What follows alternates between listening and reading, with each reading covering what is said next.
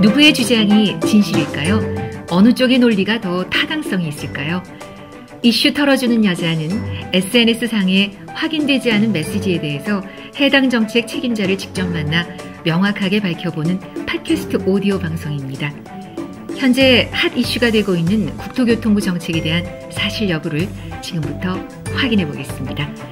오늘 첫 방송 주제는 코레일 내부 문서가 줄줄이 보도되면서 최근까지 이어지고 있는 수서발 KTX 논란입니다.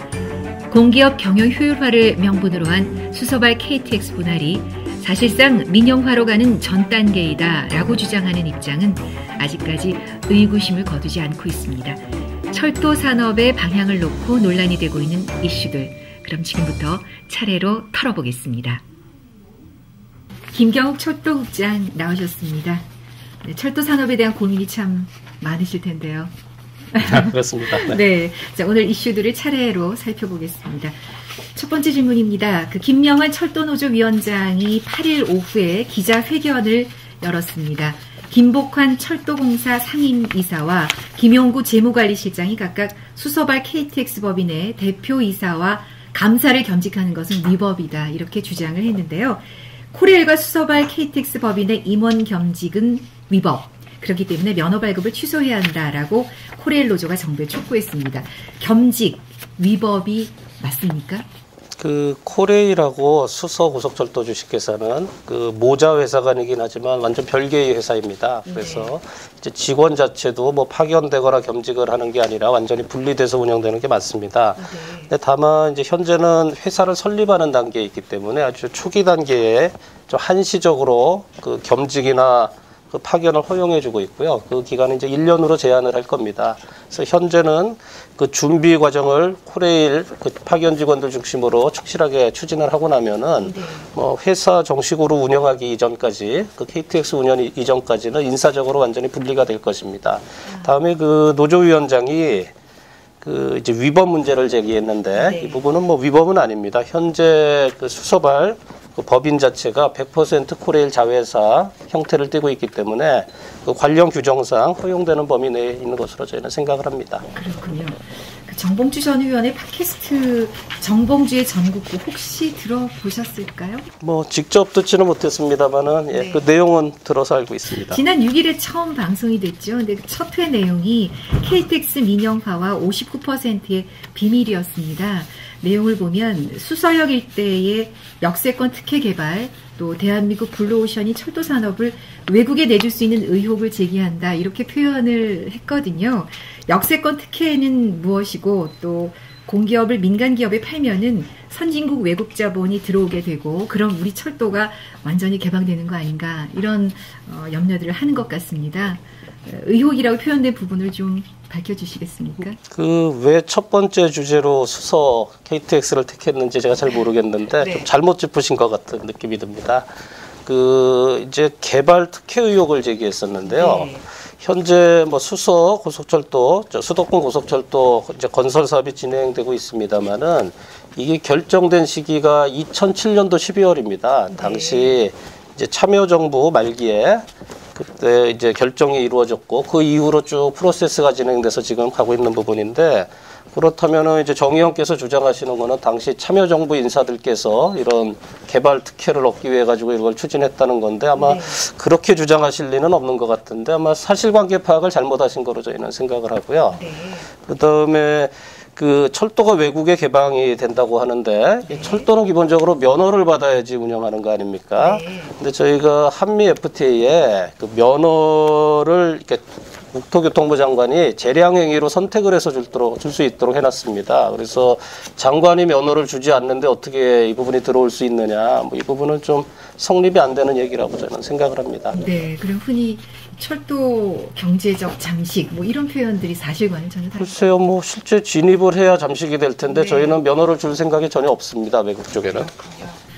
앞으로 수서발 KTX 얼마나 많은 사람이 이용하게 될까요? 철도공사가 만든 수송수요 예측 연구 보고서가 있더군요. 국회 국토교통위원회 박수현 의원이 이 보고서를 받아서 검토를 했더니 수서발 KTX로 인한 신규 수요가 철도공사에서 넘어오는 전환 수요에 훨씬 미치지 못하는 것으로 드러났다라고 지난 8일에 밝혔습니다. 정리를 하면 수서발 KTX 이용객으로 예상되는 인원의 70% 정도는 기존의 서울 또 용산역을 이용하던 철도공사 승객이다. 즉 신규 수요는 30%에 불과할 것이다. 이런 전망이라고 밝혀져 있습니다. 이 보고서 내용 어떻게 된 걸까요? 네, 그 전환 수요라는 개념 자체가 명확치는 않습니다. 네. 근데 이제 저희가 다만 관련 자료를 보고 좀 추정을 하기에는 대한교통학회에서 그런 자료 자체를 낸 거는 사실인데 네. 아마 저희는 이렇게 이해를 하고 있습니다. 그 수서발 KTX가 개통되고 난 다음에 이제 수서역에서 오는 손님들을 쫙 조사를 해보는 겁니다. 해봐가지고 네. 한 5만 5천 명 정도가 수서나 동탄 이제 이쪽으로 이용하실 텐데 그러면은 그 선생님은 이 수서발이 생기기 전에는 만약에 부산을 가는 분이면 네. 부산은 어떻게 가셨습니까? 이렇게 물으면은 서울역에 가서 기차를 타고 갔죠. 이렇게 대답하는 사람이 있을 거고. 아닙니다. 그 서울역이 너무 멀어가지고 나는 그 자가용을 타고 부산을 갔습니다. 이렇게 이제 얘기하는 사람이 있을 건데 네. 그런 비율이 대충 한 7대3 정도 되지 않겠나 이렇게 예측을 한 겁니다. 그래서 네. 그거는 그 나름대로 의미가 있다고 보고 있는데 다만 이제 코레일 노조 쪽에서 주장하는 거는 네. 이 서울역에서 온 손님들 그 70% 손님만큼이 서울역 손님이 줄어들기 때문에 내가 5천억에 달하는 영업 손실을 볼 것이다 이렇게 얘기를 하고 있어요. 근데 그거는 이제 수서발 기준으로 따져서는 안 되고 거꾸로 서울역에 가서 봐야 됩니다. 그러면 서울역 용산역을 이용하는 손님이 수서발 KTX 개통 전에는 얼마나 있었나? 그다음에 개통하고 난 다음에는 얼마가 실제 손님이 오시는가 이렇게 비교를 해봐야 되는데 실제 그 추정치 같은 곳에서 추정한 것입니다만은 그 수서발 개통 전에 약 15만 명이 이용할 거로 보고 있습니다. 그 서울역 용산역에서. 근데 개통 후에는 약 14만 명이 이용할 거로 보고 있어요. 그러면은 한 10,000명 차이 정도 난다. 그렇게 크지 않다. 10,000명 정도면은 그 매출액으로 환산을 하면 1,000억 정도 됩니다. 네. 그래서 한 매출 손실은 1,000억 정도에 머무를 것이라고 저희가 보고 그다음에 대신에 그 수서발 KTX로 인해서 부가적으로 수입을 코레일이 올릴 수 있는 부분이 한 2,000억 정도 됩니다. 네. 그래서 수서발이 그 출발하더라도 그 기존의 코레일의 KTX 등등 영업 수입은 늘면 늘었지 줄지 않는다. 저희는 이렇게 보고 있고요. 네. 그럼 왜 이렇게 이 사람들이 5천억 손실 이렇게 하나 하는 거는 대한교통학회에서 그렇게 제시한 부분을 잘못 이해를 해가지고 수서발에 가는 손님들 전체는 이제 우리 손님이었는데 없어진다 이렇게 계산을 잘못한 겁니다. 그런데 사실 그 강남이든 어디든 그 기존의 열차를 이용하던 분들이 수서로 가면은 다른 손님이 또 오게 돼 있습니다. 지금 열차 좌석이 부족하기 때문에 열차 그 좌석에 여유가 생기면 다른 사람이 이 부분을 상당 부분 다시 들어와서 표를 사기 때문에 실제 영업 손실은 거의 없다. 있더라도 한 10,000명, 맥시멈 10,000명 수준이다. 저희는 이렇게 보고 있고 절대 손해 나는 일이 없다. 다만 이제 코레일 노조는 왜 그렇게 주장을 하느냐? 우리 손해가 이렇게 막심하니 좀 정부에서 보전을 해주면 좋겠다 이런 주장을 할 거로 저희는 그 근거로 삼기 위해서 자꾸 억지 주장을 하는 거 아닌가 이렇게 생각을 하고 있습니다. 저도 가끔 철도를 이용하는데 어느 구간에서는 사람이 너무 많아서 증편 좀 됐으면 좋겠다 이런 생각 들 때가 있거든요. 수송 그 수요가 좀 이렇게 분산되는 그런 효과도 있을 것 같다는 말씀으로 이해를 해도 될까요? 그렇습니다. 지금 우리 철도 상황에 보면은 KTX 같으면 표를 구하기가 힘듭니다. 특히 주말이나 이제 아침 저녁 시간 같은 경우에는 표가 없어서 이거를 이용 못하는 사람들이 많은데 기본적으로 선로 용량의 한계가 있어가지고 추가 투입을 할 수 없는 상황입니다. 그런데 이제 수서발 KTX가 개통되면은 현재 기준으로 50% 이상 공급력이 늘어납니다. 그러면은 어지간한 경우에는 내가 역에 가면 언제든지 기차를 탈 수 있다. 이런 부분이 이제 환경이 조성되기 때문에 앞으로 자가용이나 이런 부분을 이용하는 분들이 아마 열차를 더 이용하는 문화가 정착될 거로 생각을 합니다. 기대되는데요. 이런 의견도 있었습니다. 유시민 전 의원이 JTBC 한 토론 프로그램에서 철도 기관사들 월급 절대로 많지 않다 이렇게 주장을 했는데요. 또 적자 흑자 노선 그 안배 주장도 있었고요. 국장님 의견은 어떠실까요? 급여 부분이라든가 노선의 진실 무엇입니까? 조금 이제 급여가 많다 적다는 부분은 주관적인 판단입니다. 사실 제가 말씀드리기가 조심스러운 면도 있습니다만은 그 KTX 기관사 평균 연봉이 약 8,600만 원 정도 됩니다. 네. 그래서 이 부분을 뭐 작다고 생각하는 분도 있고 뭐 많다고 생각하는 분도 있을 텐데, 근데 다만 이제 국민의 평균적인 정서에서 생각을 해보면은 그 고속버스 기사 같은 경우가 연봉이 4천이 좀 안 되고요. 네. 그다음에 그 택시 기사 같은 경우에는 한 달 월급이 약 150만 원 채우기가 쉽지가 않습니다. 이제 이런 부분하고 같은 운수 업종에 종사하는 그 이제 비교치를 봤을 때 아마 일반 국민들의 정서는 이 부분이 뭐 많지 않다고 생각하지는 않으리라고 생각하는데 네. 뭐 제 주관적인 뭐 얘기는 하지 않겠습니다. 네. 일부에서는 그 수서발과 같은 흑자 노선에 일부 적자 노선을 같이 합쳐가지고 경쟁을 시키는 게 맞지 않냐 이렇게 그렇죠, 주장을 그렇죠. 한 적이 있습니다. 예, 예. 근데 이 부분은 현재 코레일이 운영하고 있는 적자 부분을 이제 이관을 하라는 말씀이 되는데 네. 뭐 그게 언뜻 들으면 굉장히 타당하고 공정해 보이는데 사실은 코레일이 그 노선을 포기한다는 의미가 되지 않습니까? 그걸 이관한다는 거는. 그럼 실제 이 노선을 포기했을 때 거기 근무하고 있는 근로자들은 어떻게 될 거며 고용 승계가 가능한 것인지 아니면은 기존 인력을 코레일이 다 떠안고 그냥 새로운 회사에서는 새로 인력을 충원해서 그걸 운영하라는 얘기인지 그런 부분이 명확지가 않습니다. 그런데 만약에 인력은 나 몰라라 하고 적자 노선만 떠넘긴다 그러면 그건 너무 가혹한 처사라고 저희는 생각하고 좀 현실성이 없는 얘기가 아닌가 생각을 합니다. 좀 조심스럽게 접근을 해야 됩니다. 네. 이 수서발 KTX 주식회사와 관련돼서 코레일 내부 문서가 줄줄이 보도되고 있는데요. 또 한겨레 신문 보도에도 민영화 첫 단추 관제권 이관 밝혀라는 기사가 있었습니다.